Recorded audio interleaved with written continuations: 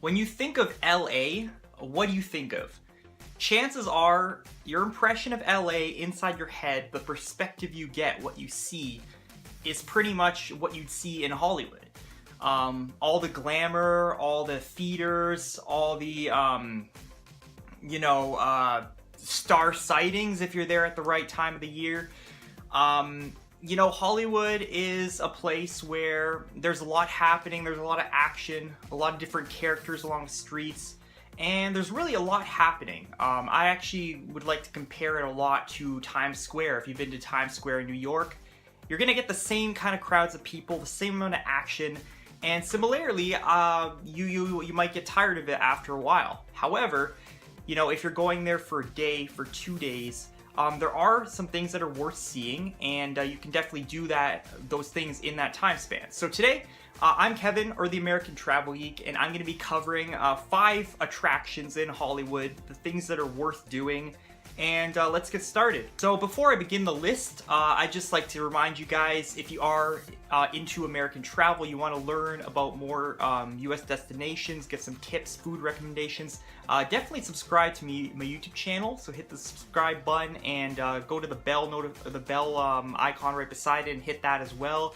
to be notified whenever I release a new video. The first item on the list is the Hollywood Walk of Fame. So that's the different stars you see on the ground that you've probably seen a lot of pictures of different, actors, directors, musicians, and they've essentially been inducted into the Hollywood Walk of Fame and had their star imprinted on the ground. I think they do about 2 every month, if I'm correct. You can definitely check on their website, and it extends all the way from La Brea Avenue on the west side all the way down to Gower Street on the right side, and it runs along Hollywood Boulevard.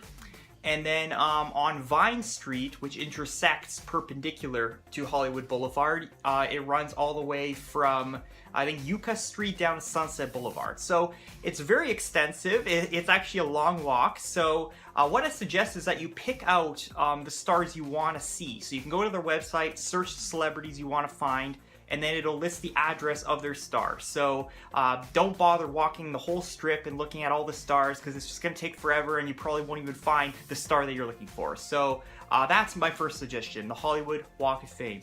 Number 2 on the list is the Dolby Theatre and the Chinese Theatre, which are very conveniently right beside each other. And this is basically at the core of Hollywood. In terms of Hollywood Boulevard. And the Dolby Theatre is where the Oscars take place, the Oscar shows, and they basically they close down Hollywood Boulevard in order to have the red carpet, and ends up ending off at Dolby Theatre, where the celebrities go and sit down and watch the show. And you can do a guided tour there as well. I don't think it's that expensive. I didn't actually go on the tour, but I did check the price beforehand. It wasn't too bad, and it's available pretty much all the time. I think between 10:30 and 4 p.m. around that time range. So definitely that's worth checking out. And the Chinese Theatre, which is host to a lot of film festivals, movie premieres, so actors and actresses go there and they watch their movie for the first time. And on a normal basis, you can actually go in there, you can do tours, or you can just watch a movie there. And they have the largest IMAX screen, like, ever. So that's pretty cool. And if you go outside the Chinese Theatre, they also have different square pieces of concrete where actors and actresses or different celebrities have written their name, signed off their name, left a message, and put in either their handprint or a footprint. So that's also a popular attraction, definitely worth seeing. If you are enjoying this video so far, if it's been helpful, if it's been informative, then go down in the comment section below and write Starstruck. The third item on this list is the Griffith Observatory. And it's not right near Hollywood Boulevard like the other attractions that I mentioned are. But you have to go up into the Hollywood Hills, and it's an observatory where you'll be able to see a nice vantage point of the hills, so the different nature and the walking trails around there. Of course, the Hollywood sign you'll be able to see, and you'll also get a really nice shot of downtown LA from the balcony that encircles the observatory. And in addition to that, in addition to the viewing areas, it's also a planetarium that you can go inside for free. And there's also public telescopes that you can use as well to see the different parts of the solar system, I suppose. So that's what it entails there at the observatory, and it's actually, it can get very, very busy, especially at sunset, and I advise that you do go there at sunset, because you're going to be able to see really nice vantage points of watching the sunset over the hills. You'll get to see downtown LA once everything is lit up in the dark, and that can be really, really nice. Now, what I'd advise you take advantage of is the fact that the actual planetarium, the indoor portion, is closed on Mondays. So it does tend to get a little less busy on Mondays if you do go there, and if you're just looking for the views and stuff. So that's the day I went, and it wasn't too bad, so I definitely suggest that. The fourth suggestion I have is to do a tour of celebrity homes. Now, the company I did this with is called Ultimate Hollywood Tours, although I think Starline Tours, another large LA-based company, also offers a tour of this nature. But Ultimate Hollywood Tours, they do about a 2-hour tour where they actually, you go in this kind of the bed, they took like the bed of a truck or whatever, and they turned it into like a seating area, so you climb in, and you sit down for 2 hours, and they take you all over Hollywood. So they'll take you up into the hills, and then eventually over in the Beverly Hills area, so very, very rich and wealthy neighborhoods, and you get to see the homes of a lot of different celebrities, many of which you'll definitely know, like Katy Perry, Justin Timberlake, Gwen Stefani and Blake Shelton, tons and tons of celebrities, and it's pretty cool.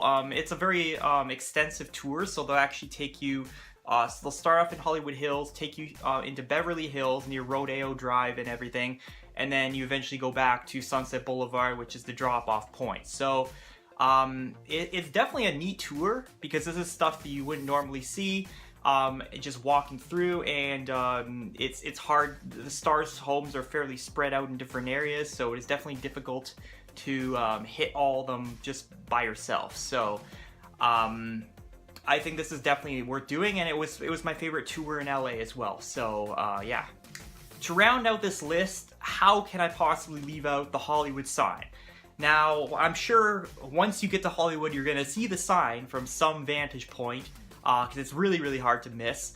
But you want to get that picture-perfect shot, you know? You want to get that really nice picture with your family or with your friends. And what I have to suggest that I got from an LA local himself, Lake Hollywood Park is the best vantage point to get a picture of the Hollywood sign. As you can see in this picture that I pull up on the screen right now, you can get really, really close to the sign, and you get a really, really good picture. So that would be my recommendation. Although, you know, from the Griffith Observatory, which was my third suggestion, you can get a really good shot from there as well. So there are a few options you have, but Lake Hollywood Park is the go-to. So, you know, these are 5 great suggestions, and it doesn't have to end here. You know, you can do a lot of awesome other things in the Hollywood area. You can go to a movie studio tour. You can go to an actual TV filming if you're lucky enough to get on board. Jimmy Kimmel, for example, is right along Hollywood Boulevard. So, you know, Hollywood, though, itself is a must-see when you go to LA, and that's really where you should start. So I hope these suggestions were very helpful and informative, and if you did like the video, definitely drop a like. If you didn't, hit the dislike, and all feedback is appreciated, so definitely leave that in the comments below. And of course, just a reminder, hit the subscribe button and turn the bell notification on to keep up with all the content I'm going to be releasing as it relates to food and attractions, tips, essentials of US destinations. So that's going to wrap things up for today. Of course, I also have a blog where I write articles that go along with these videos, so if you like reading, definitely check out the blog at americantravelgeek.com. So until next time, guys, happy travels.